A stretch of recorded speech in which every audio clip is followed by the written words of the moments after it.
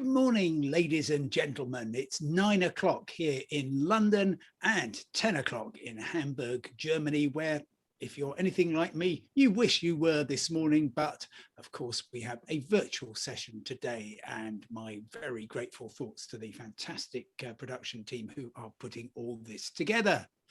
I am honored as the travel correspondent of The Independent here in London, someone who has been following the travel industry and working in it for really quite a lot of decades, to be hosting the keynote opening session. And the headline today is putting people at the heart of every journey in the digital age.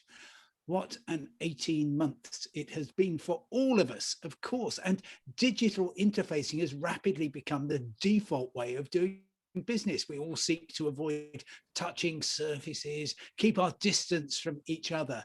But travel, of course, is all about connecting people. It's about emotional connections, about journeys that delight.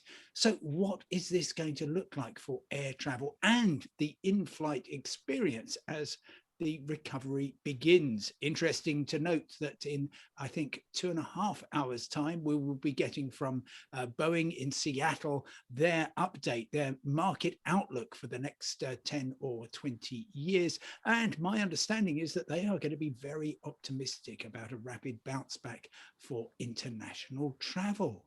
So how can we build the human touch back into flying, create personal and people-centric experiences, and how can our approach be informed by insights from the travel and hospitality sectors? We have a formidable panel in which to discuss this, and I'm absolutely delighted to welcome them in reverse order from how you'll hear from them. First of all, Tom Mano. He is Vice President Products and Services Planning, All Nippon Airways. That's ANA, of course.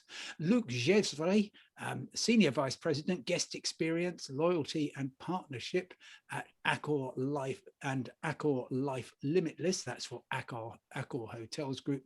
And first, Jeremy White, but his friends, and we are all friends this morning, call him Jez, Director of Transport Design for Seymour Powell. And let's start, Jez, if we possibly may, and we'll hear from our other friends later.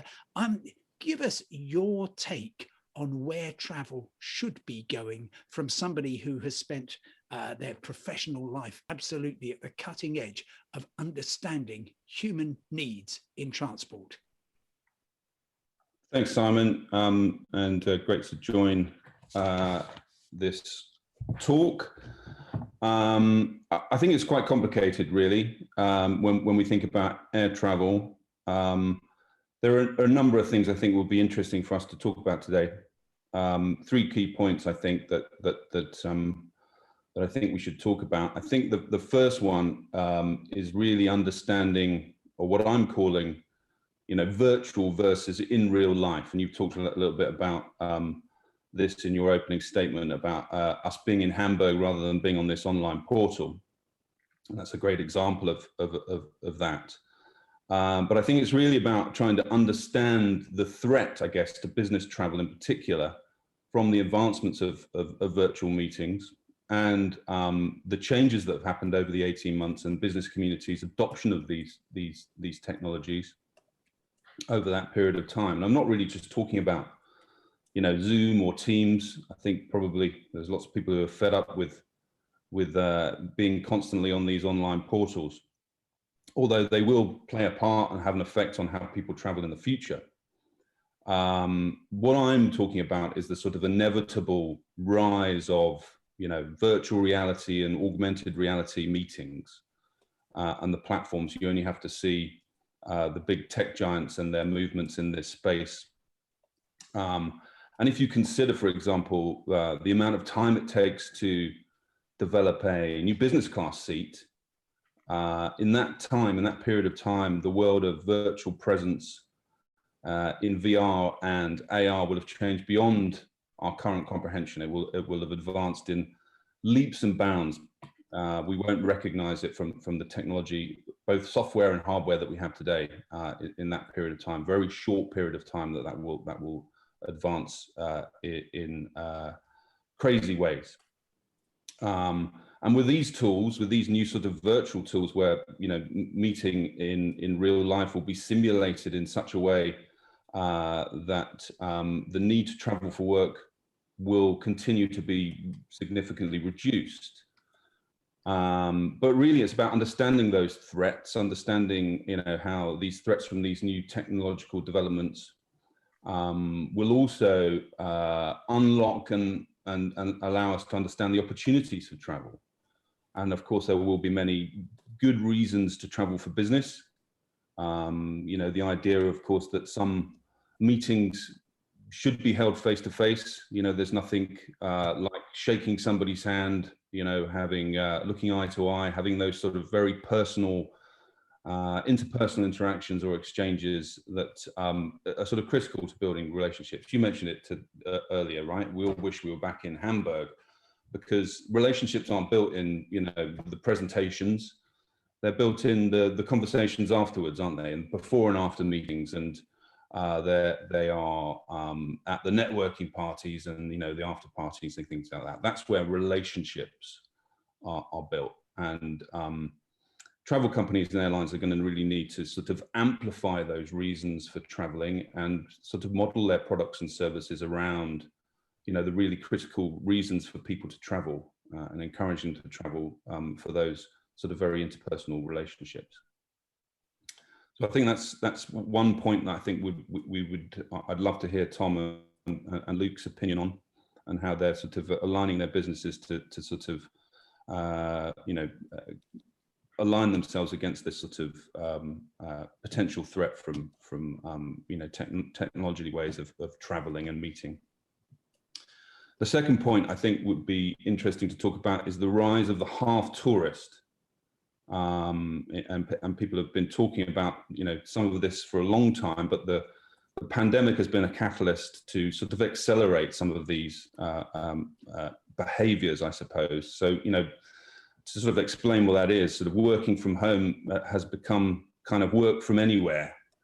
And there's a growing cohort of people who want to combine work with a change of scene. We've been talking, about nomadic working and nomadic workers for a number of years. The pandemic has accelerated that, and the image of a nomadic worker used to be about someone working from their camper van, or lugging a laptop around the world, or their laptop from place to place. And really, it's changed to the realization from loads of different types of people that have been working their entire lives in an office, that remote working is a real possibility. So again, be interested to hear from Tom and Luke about how their businesses are changing to attract this new cohort of customers, and this sort of idea that leisure and business becoming more intertwined, and people sort of spending longer away, and maybe selling more diverse suite of products and services that are outside just selling someone a ticket on a plane and getting them to there. How do you hold on to those passengers? How do you hold on to those customers and facilitate those different experiences? So moving, I guess, from a business model that sells seats on an aircraft to one that sells sort of bigger experiences. I think that's quite an interesting thing. We'd love to hear what the guys think about that. And then the third one, and I think probably unavoidable subject, and I think we'll hear lots of this, not only in this conference, but this talk, but also throughout the whole conference, is about kind of responsible travel. The pandemic has been, challenging for everybody, but we faced a sort of bigger problem, of course, which is the climate crisis, and air travel's particularly scrutiny on their carbon contribution. Obviously big in the news, of course. If you think about from a people point of view, new generations, I guess, of employees and consumers will continue to demand, transparency on these things from companies. If you think about, the way that we've changed, even over the last sort of 12 or 18 months on on how consumers and employees demand transparency on equity, diversity, and inclusion, for example, from brands. I think this will continue to extend out, and the critique will extend out into companies'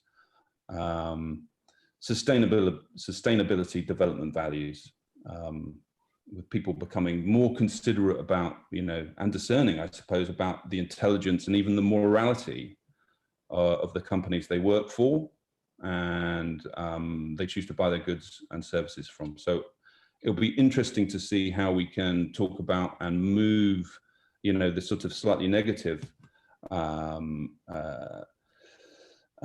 perception of air travel into one that travel is actually a force for good, and which we know it can be, and travel and tourism, of course, supporting lifestyles and families everywhere. And we've seen obviously the impact of that over the last 18 months or so when people aren't moving.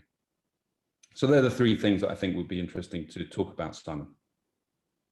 Thank you very much indeed. Can I just ask you briefly before we hear from Luke?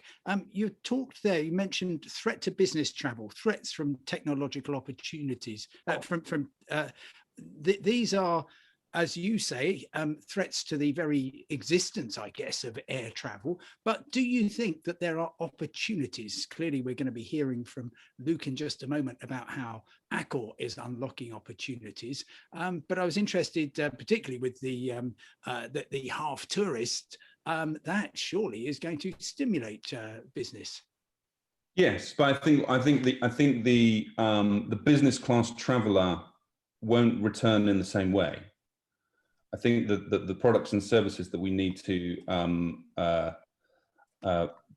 plan for in the future will be different. The business traveller will be a different character, have different needs necessarily. I think it will. The prediction is, I guess, my personal prediction, and this goes without any sort of data, that it will return, but perhaps not in the same format and the same way as it was before. We talk a little bit about 66 days of change. We have this sort of study, if you want to go on and look at our Instagram and some of the, give us a contact, but it's about 66 days it takes to change someone's behavior. And this is sort of come from a study released by the European Journal of Social Psychology. And they did a big study on how people's behaviors change, how long it takes to break a habit, how long it takes to change that habit loop. And of course, we've all been locked up for way longer than that. And people have certainly changed their behaviors on how we work. You've seen things like the Great Resignation, where people are, reevaluating their lives. Why do I need to travel on the commute to sit at a desk when I've still got a desk at home? I've managed to do my job perfectly well, and over the last 18 months, and I've regained a whole different set of values around my life. And I think, the change in going back to that, it's a permanent change, I think, in our psychology of how we see our work and the behaviors around our work, and travel comes into that. Again, businesses realize that actually they don't need massive travel budgets, and they don't need large rents to survive. So therefore, do we really need to sort of ferry people around in business class suites when we can do some of that work in using technology? So I think we really need to sort of really understand the reasons why people travel, and amplify those, and build products and services around those very human connections where people come together and build, relationships that sort of matter. Yes, thank you so much. For now, I'm just going to bring in Luke. Clearly, there you are in charge of guest experience at Accor and your fantastic portfolio of hotels. How on earth, given, as we've just heard, 66 days is enough to change somebody's habits? So people like me, very happy to staying at the to stay at the Novotel. I can't remember the last time I stayed at one, which is embarrassing for me and a problem possibly for you. What's happening, Luke? How are you going to delight and entice people? Actually, Simon, we've been missing you a lot. It's been a long time since we've seen you in Novotel. Um, you see, this crisis has been very particular and very different from the previous one because it's hit us everywhere at the same time. And that was very particular. But this crisis has one common point with all the other ones. It actually works as an accelerator. It actually accelerates a lot of the trends and the elements that we could see before. So for example, if we talk about the digitalization, which was just mentioned before, that was something that was actually coming up, but it's been accelerated. And in Accor, we in our different brands, we're taking opportunities on that. And we have to change and adapt to a new trend and new behavior. And I think we're well past the 66 days that you mentioned. And today we can see a different audience, a new type of consumer, of services in this industry. And it's categorized by different elements. And I'm going to join a little bit what was said.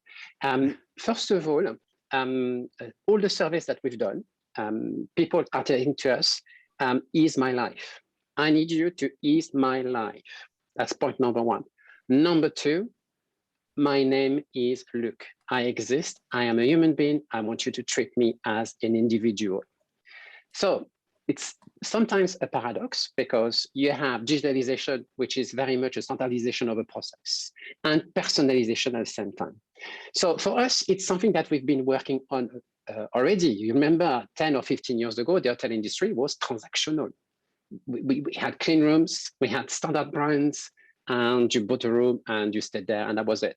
So we moved away from transactional to be more of an emotional generator. And that has increased because now our audience and our consumer, they want us to be present. They want us to be personalizing pre, during, and post-stay. Even sometimes to the point where they actually talk to us about their travel experience, which we have nothing to do with. But they include us in it because we are part of one experience as far as they're concerned, and whether that's business or leisure. So definitely, digitalization in the hotel industry and the hotel experience is extremely important. When we talk about digitalization, it's just not the gimmick of the robot bringing you the bottle of water in your room. That's part of it. But we are talking about reaching your hotelier, reaching your service provider from home before and after stay. Then there is also the fact that they want us to be present in their life in a more supportive and constructive manner. This is where our loyalty program has evolved. And we started as evolution even before COVID, but during COVID was very important. We became Accor Live Limitless. And we became not only a loyalty program, we became a travel companion. And at some point during the COVID period, during the lockdown, we became an entertainment company. So we organize a lot of digital events, cooking classes, wine teaching, cocktail tutors, and things like that. We entertain our most loyal members around their three passions: sports, gastronomy, and culture. And then there is another element, which is very important in the transformation, is the team. So for two reasons. In our industry, you do not deliver an experience without people, because at the end of the day, what we do is 80% people-based. We are a people connector. Therefore, the team in hotels, pre and post-stay, are very important. And we developed this program called Artist in order for them to be able to live up to this new expectation and this new trends of consumer. So those are the three main elements. And when I'm talking about the loyalty, we even went to create new products. And for example, as you were mentioned before, the business travel, the meeting purpose, and so on. Today, we see a new trend in our industry, which is to become a work-life environment. So not only do we provide accommodation, but we need to provide, of course, great food and beverage, but we have to provide a work environment that the people are prepared to buy it for, but they need to have that provided for them. Luke, that is absolutely tremendous. And I would recommend anybody goes to all.accor.com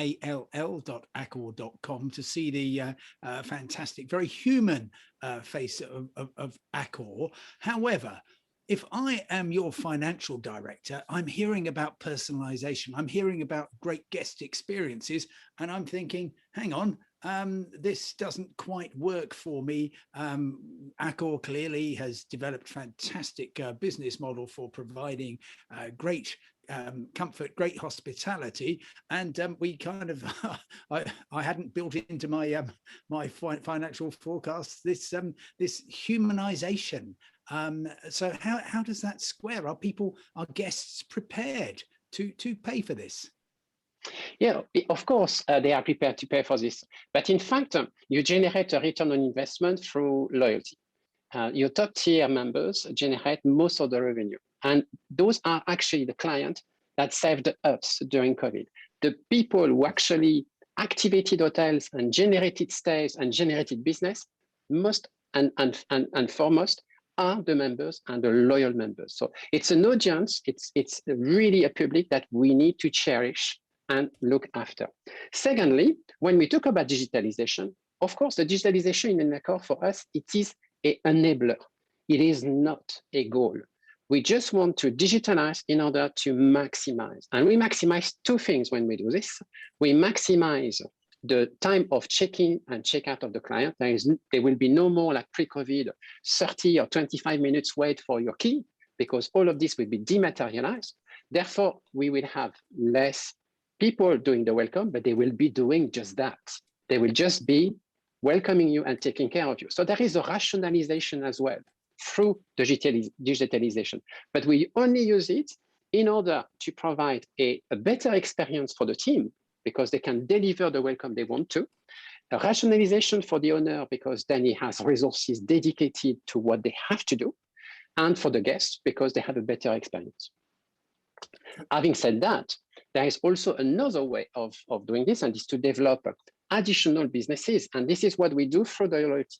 So for example, in loyalty, we create great partnership in order to be present top of mind and to be used by our customer all the time.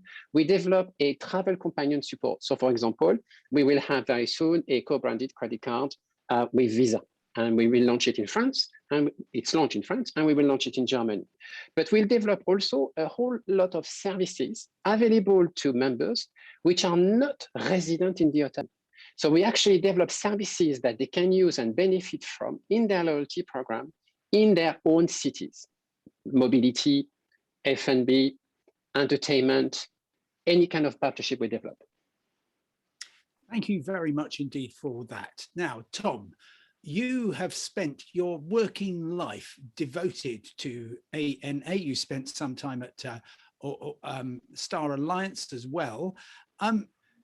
I know that you and your fantastic co-workers want nothing more than to be taking us all on business trips, to meet family, to go on vacation. And at the moment you can't, although I'm interested to see there's a very good fare available if I wanted to be a half tourist to Honolulu this weekend. That would be a great trip. But tell us how the past 18 months has been for you, and what you have learned in terms of enhancing the passenger experience to welcome us all back. Hey, thank you, Simon. So I'm based in Tokyo, and what is happening in Japan, the COVID hit our country a little bit later than Europe and a little bit later than the US. But all of a sudden, from last spring, no travel, everything has stopped.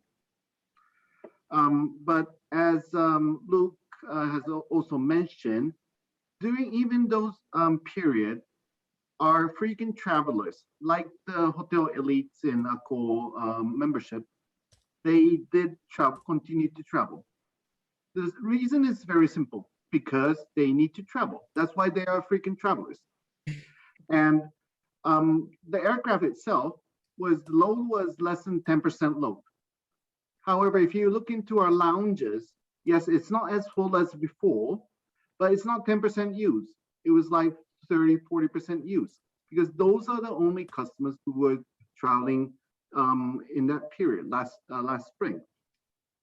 Now, then the company started to restrict people to travel, and of course, we can't use our passport to go abroad.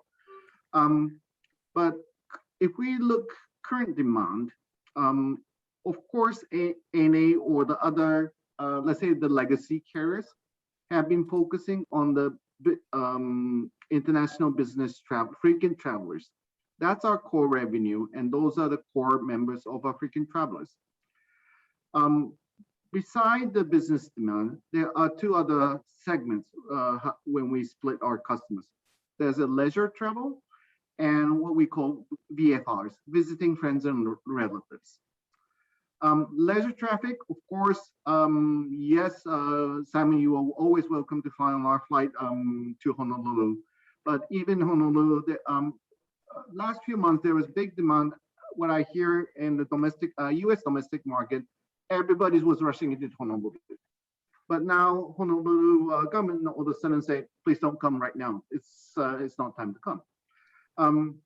But VFRs, there are continued demand for this group of people continue to travel. Because as Simon, you mentioned, these are emotional travels. They need to, for different reasons, they need to travel. And leisure traffic, as soon as they're allowed to travel to Honolulu again, or wherever, they will travel. European market was booming once. Everybody was scrambling to Greece, Mediterranean islands. This demand will not disappear. However, for the airlines like us, the legacy carriers, again, the core revenue is from the business frequent travelers. How much will those customers disappear, as Jez mentioned?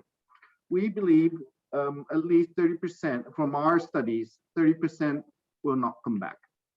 But will all the business demand disappear? The answer will be no, because as also Jaz mentioned, people need to shake hands to create business, and this demand will continue. I think it is same for all airlines and also for all travel industry, including hotels. What everybody first did was to do the hygiene measures, to meet the government requirements, make people a little bit more comfortable to select that company when they need to travel. And everybody has done this. Next, as Jez mentioned, everybody is going for digitalization or contactless, because people don't want to be contacted at this moment. My big dilemma or big question to this forum is, especially like us, the Asian carriers have been concentrating on personal services, including the F&B, the human touch of the frontliners, cabin crews and ground stuff. Like us, we have been awarded from the Skytrax several times for the best cabin crew, These are all Asian carriers. It is also true that the leisure travelers and VFRs don't always have to travel on the legacy carrier. They sometimes want to more travel on LCCs because they're not bind at the time. They want to spend more money in other areas, so they want to save costs when they travel. But will these business travelers will be happy with the digital service? If the answer is yes, we, especially like us, who has been focusing on the human service, we need to remodel a lot. And the answer is, I think we need to remodel a lot. However, will the human service disappear, or do we completely close this personal service? I believe the answer is no. The example is we have also implemented digital service in the lounge. Now, we used to do personal service, F&B orders, and all those things. Now people are able to order foods and beverage via their personal device. But when our staff delivers the food, the customers want to talk. These are the business travelers. They still want to talk, and they enjoy this conversation under certain conditions. No, our staff are wearing masks and blah blah blah. But I think that even for the business travelers, there are potential needs for personal service and personal touch. Therefore, I think what is important for us is, I think Luke has also mentioned, digital service, I believe at the end, is just a tool. And what the digital service is good at is collecting individual customers' data. So by collecting the data, and if we can empower our frontliners by this digital data to provide individual service by our collected data, that is the area where the new potential personal service should focus on. And that's how we are trying to remodel our service side. Of course, as Jez mentioned, our configuration, if you look into our website, our premium cabin is much larger than the other airlines. We first class, business class, cabin share is much larger than the economy class. Is this configuration good for the coming years? Answer is probably no. However, but on the other hand, when we listen to the US partners airlines, even they are domestic, I mean, United States is big, no? New York to Honolulu is farther than Tokyo to Honolulu. Those people traveling from East Coast to Honolulu, they are all leisure travelers, but they buy premium cabin. And the price tag of the premium cabin is higher than pre-COVID used by the business demand, because there are certain demands. I don't say everybody, some people fly on LCCs, but there are certain demands that we want to travel in that style with additional comfort and additional service. But now the competition between the airlines is how can the own airline understand individuals' needs and deliver the service based on the customer's needs. We used to say, frequent travelers, let's do this. Lounge, put them into the lounge, say hello by name. That's what all the airlines are doing. It used to do. I believe what we need to do is use our data, because we are now digitalized, as mentioned, digital services, everything, but use that data to modify the service for individual use. And I think that's the area we really need to focus.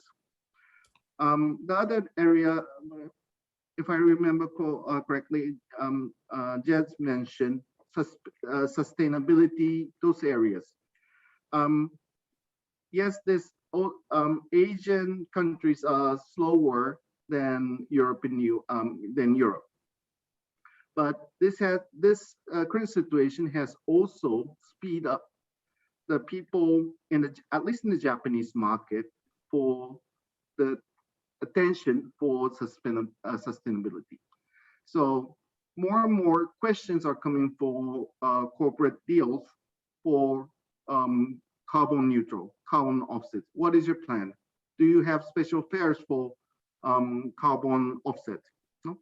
Which all the European carriers already have, which Asian carriers didn't have because there was not so much demand before COVID.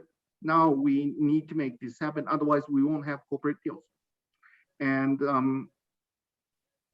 that is very important for us, which we have been in the Asian market very slow, but we also need to focus in addition to the digitalization and personalization service. Last point will be from my side will be, we are airlines, but our main core business is travel. As Luke mentioned, we are doing some similar things like the hotel industry. How can we influence our frequent travelers or mileage members' daily life? Can we convenient their daily life by having partnership, additional service while they are not traveling? Daily purchase, daily spending, trainings, all the other spendings our customers are using. And I think what we're trying to do, which I think everybody's trying to do, is to enhance the wallet share of our customers to continue to be part of the ANA Group business. And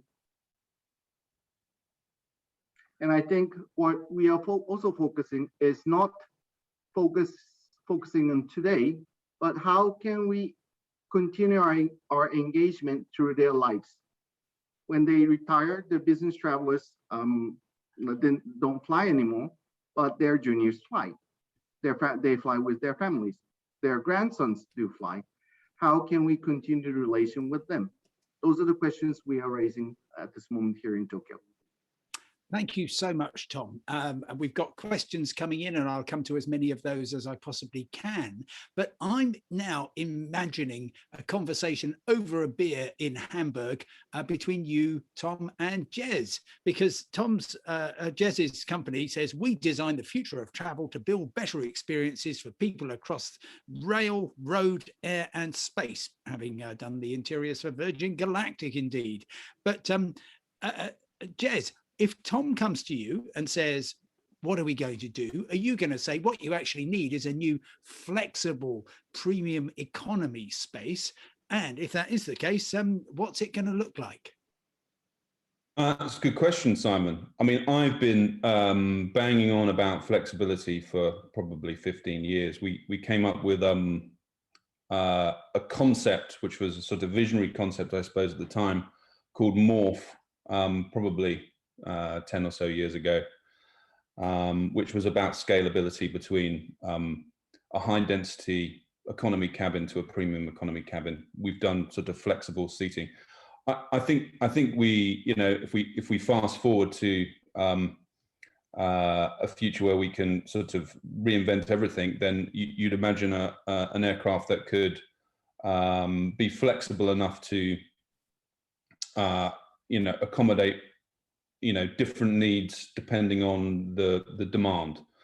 So can I have a seating product that can extend out to, you know, have a full high density, you know, high capacity aircraft, and then can I then convert that back to something that can sell a more premium cabin as well? So yeah, we certainly would be talking about flexibility. I did pick up on a couple of things from Tom on that one about, you know, the discussion point around human service and personal service. I think, you know, I don't know whether, Simon, you've been to a pub recently in the UK. I'm sure you have.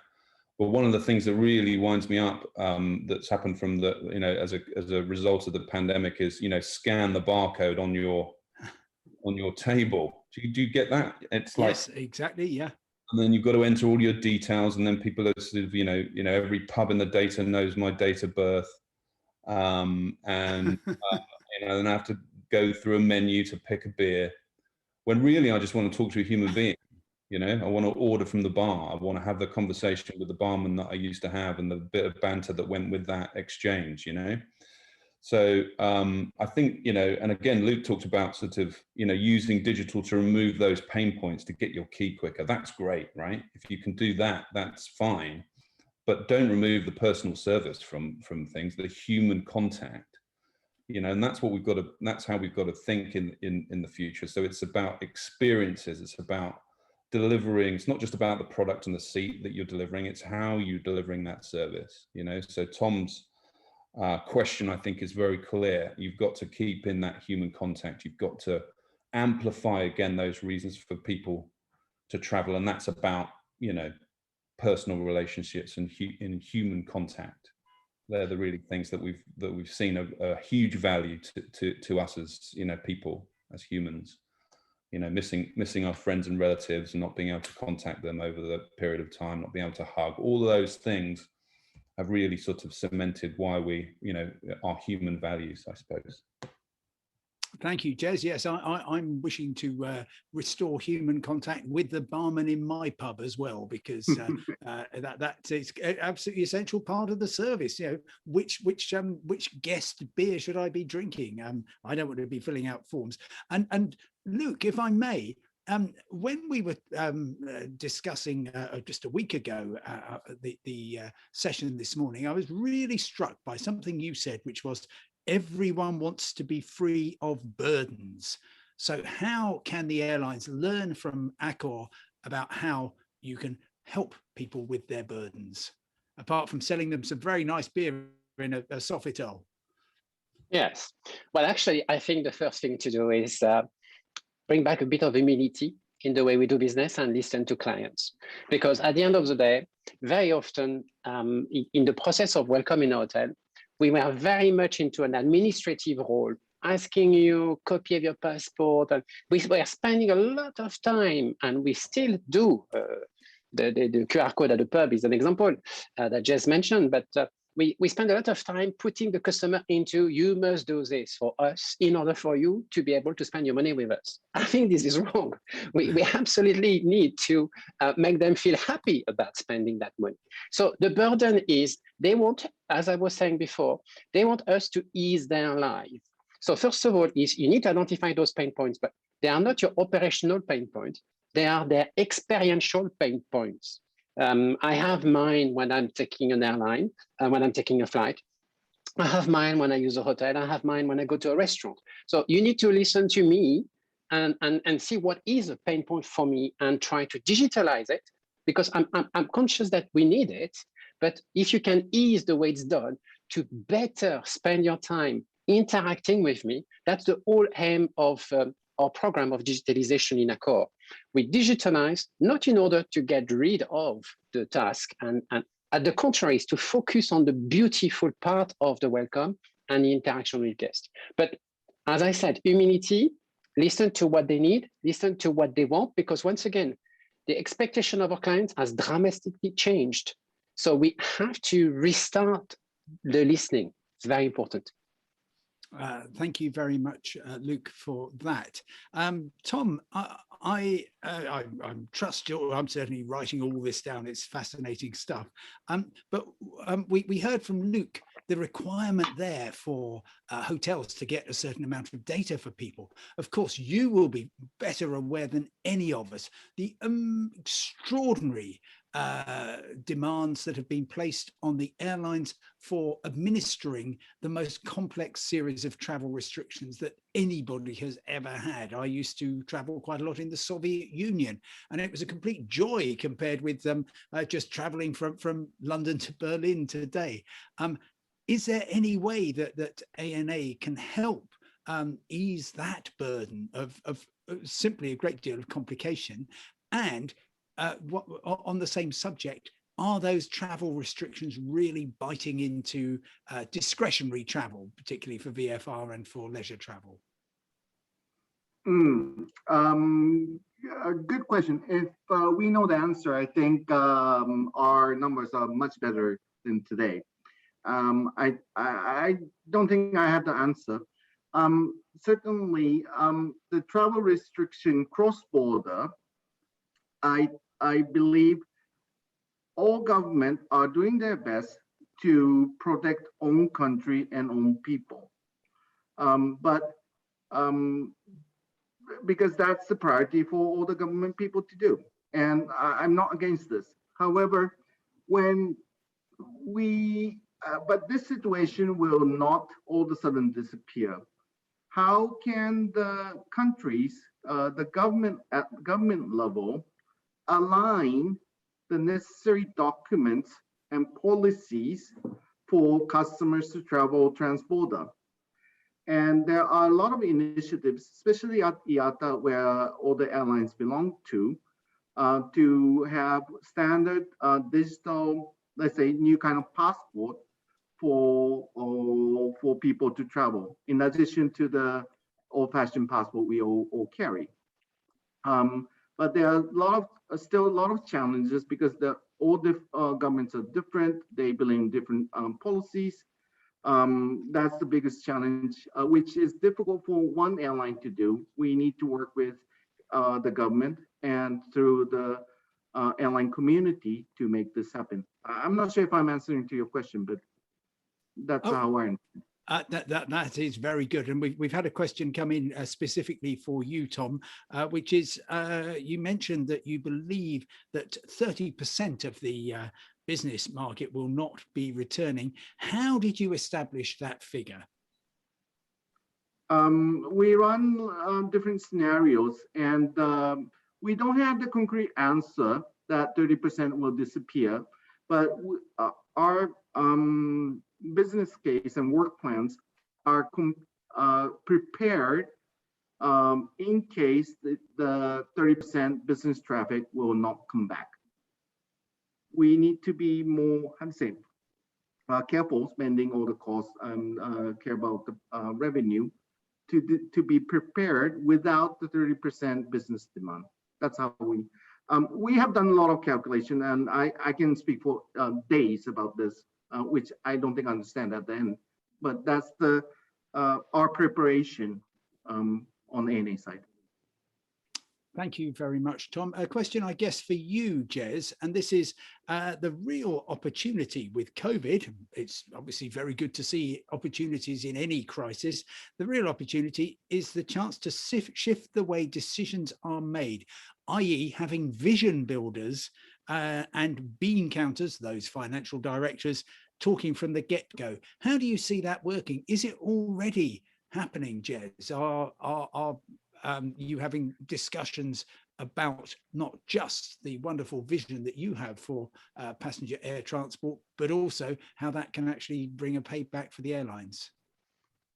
Yeah, I think you've got to, start to sort of challenge the sort of business model of flying people around, right? So, if you are just interested in being an airline and flying seats, then I think there's going to be some challenge if you think about it as a sort of, moving from that to selling experiences that maybe extend out beyond just flying and into other areas of hospitality and connecting up with other partners and making sure that you really do deliver on an end-to-end service. Then I think the sort of revenue streams can start to combat some reduction in sort of business travel, for example, by selling other things. It doesn't necessarily mean that you need to crash or die as a business. You can sort of find ways of enhancing people's travel experiences outside of the aircraft potentially. So I think that's important. I think setting a clear vision in place it is really important. Understanding the future, what the threats and opportunities are around the future, and setting out a clear vision. Starting in the future and working back towards the present. That sort of methodology of vision creating is really important for businesses, I think, and airlines in particular. Thank you very much. Another question from the audience here. Has the visiting friends and family traveller increased, and by how much? I guess that's one for you, Tom, but there's also has the hotel industry also recognised this? I guess the point behind that question is, given the many months of separation that so many people have felt from their loved ones, are we actually seeing a surge in business, which is going to be ahead of where we would normally be at this time in the cycle? So if I may start from the airline side, at least for domestic travels, as I mentioned last spring, when this started, there was only the super frequent travelers who was on our aircraft. Now, during the school vacation times and long weekend times, there are a lot of travels, and we do send out some questionnaires. What is your reason for travel? Yes, there's a lot of leisure demand, but there are high demand of VFRs because they haven't seen their grandparents for more than a year. They need to see and hug their friends. And that is at least very strong in the Japanese domestic market. I'm not saying the international because they're just simply restricted at this moment. Thank you. And I wonder, Luke, are you seeing multi-generational bookings, for example? Absolutely. You know that, and we activated very much this segment of the business. We were very conscious and very aware that during the summer, we would live on domestic leisure. And obviously, it had to be activated in order for the families to be able to get together, although that remained only domestic. We had a lot of cases where families could not actually be together because they were cross borders and some of the borders were still remaining closed. But we put across in the market different solutions, different offers, and definitely the loyalty, the Accor Limitless offers helped a lot on that front. The beauty of what we have is all the different brands that we have, and they all have from lifestyle to luxury to more eco and mainstream. We have different options to welcome people. But yes, the family offer this summer has been tremendous. Now the big question that we have is how do we continue to maximize on this for the next few months? Thank you for that. Another very good point, I think, is about privacy.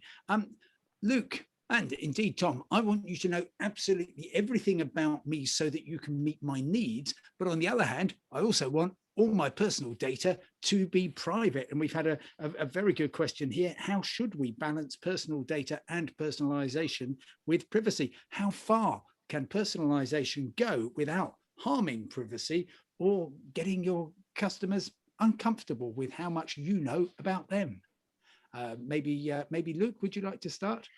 Yes, so we have recognized the right to privacy, and that's very, very important to us. So in every country where we operate, we first of all make sure that we are at minima respecting all the laws and regulations in place, but we have our own chart of right to privacy and respect of data handling. So we are very clear with our members and all our clients, and we only use the data in a very strict and very policed chart that we have, and we share with the members.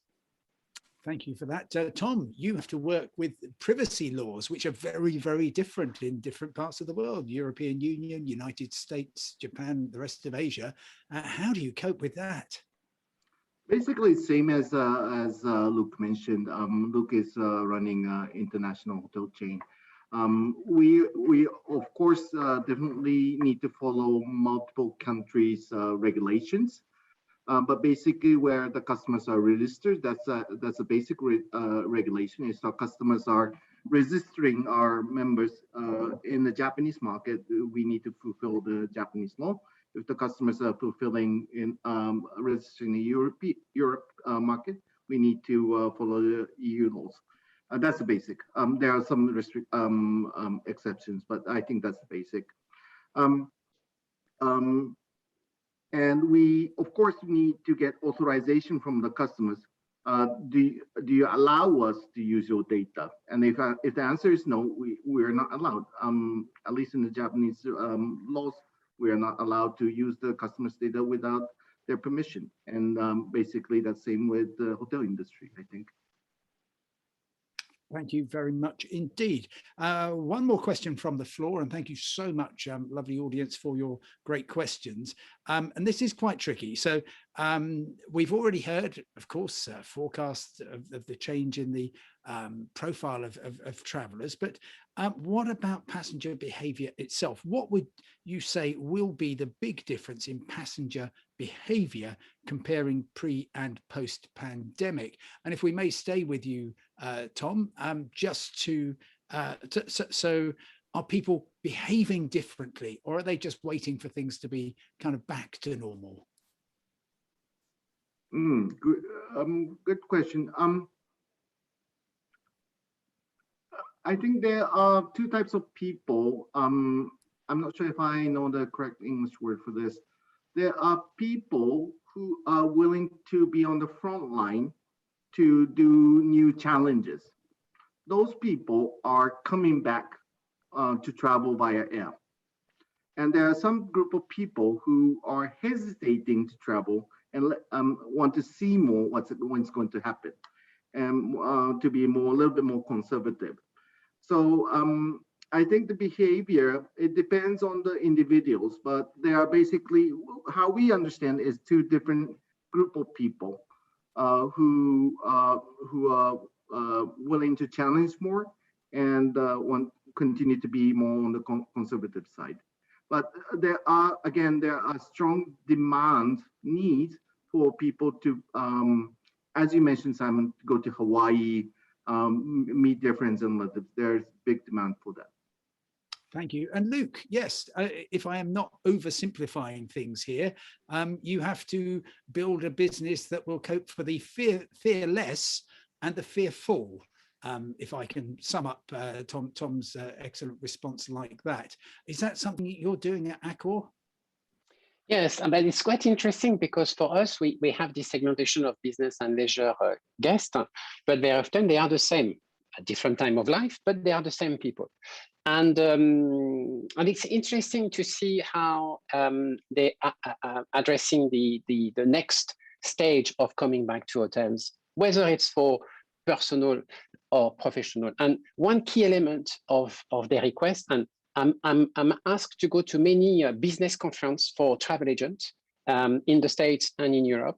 And one of the main topics they want us to talk about are, in order, CSR, protocol of safety and security, that includes COVID protection, and digitalization and experiences. Those are the 4 topics that actually shape up the way we are actually going to do our business in the future. Now, what is different to all of them is in which order it will actually come around.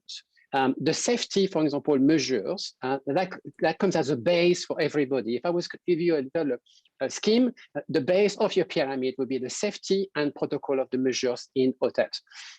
And then you have equally, depending on which activity you want and which period of time of your life it is, either experiential, either digitalization, or either CSR. But you want to definitely experience a more responsible and a more personalized experience in your travel. Thank you very much indeed. Now, I'm fully aware that everyone has a busy day, and of course, we've got another great session coming up later. We've got 2 minutes left, which means that I can give each of you gentlemen 30 seconds to tell me how air travel will look at the end of this decade. So no challenge there. Jez, would you like to go ahead first? I think we will have a big change in the way that people view airlines in how they meet sustainability goals. So who's going to be the first carbon neutral airline? What are they doing to support their recycling? And the Finnair example where they've recycled their Airbuses is a good example of how an airline might be really stepping up to the challenge of sustainability. So I think that will be foremost in people's minds as they look to pick a carrier. Thank you, Jez. Luke, people in a decade will be flying to your fantastic portfolio of hotels. What experience will they be having on the journey? First of all, I think we need to understand that people learned that nothing is for granted. So definitely people will want to enjoy most of the time and every minute of it. We're going to have to be travel companion. We're going to have to bring pleasure. We're going to have to bring joy, and we're going to have to bring fun. And profit eventually as well. Profit, always convenient, yes. And finally, Tom, You are having a fantastic career at All Nippon Airways. You will be there in a decade's time. What will you be able to demonstrate to me and to our excellent guests that is different? Hopefully I can retire before that, but as Jez mentioned, for airlines, carbon sustainability will be, yes, a very big keyword for us. On the other hand, the advantage for air travel is the speed compared to the ground transportation. It's not airlines area, but I think there will be more faster way of travel. Again, maybe people can travel between London and New York in 3 hours, like we used to do in the past, but under the condition with current conditions. I think that will happen, and people will continue to travel, and this demand will not disappear. That is very, very encouraging. It's been a fantastic start to the Passenger Experience Conference. Thank you so much. My very good guests, Jez White, Director of Transport Design at Seymour Powell, Luc Gesre, who is the Senior Vice President Guest Experience for Accor Live Limitless, and Tom Mano, who you just heard, Vice President Products and Services Planning at All Nippon Airways. A reminder that all of these sessions will be available to stream after the event. I'm looking forward to journalistically going online and listening again to our fantastic contributors. And the next session is going to be at 1400, 2 p.m. Hamburg time, Central European time. That is going to be new cabins, new routes. So the show goes on. Gentlemen, thank you so much for your time and your inspiration this morning. Good morning to you. Thank you. Thank you.